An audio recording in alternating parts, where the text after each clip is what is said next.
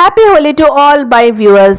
सो इस बार मैंने होली नहीं खेला क्योंकि हम दोनों की तबीयत थोड़ा सा खराब है। हम दोनों को सर्दी जुकाम और थोड़ा बहुत फीवर भी है, तो हमने डिसाइड किया कि होली नहीं खेलेंगे। कुछ ही दिन पहले हम लोग राजस्थान होके आए हैं और सामने भी हमको एक ट्रिप पे जाना है, तो हमने डिसाइड किया इस बार रेस्ट ही करेंगे।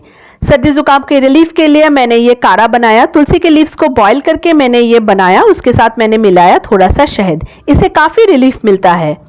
लंच में था आज कढ़ाई पनीर और पुलाव। पुलाव थोड़ा गल गया था प्रेशर में। शाम को अदरक वाली चाय और उसके साथ कफ सिरप। आप देख ही सकते हो गाइस क्या हालत है मेरी।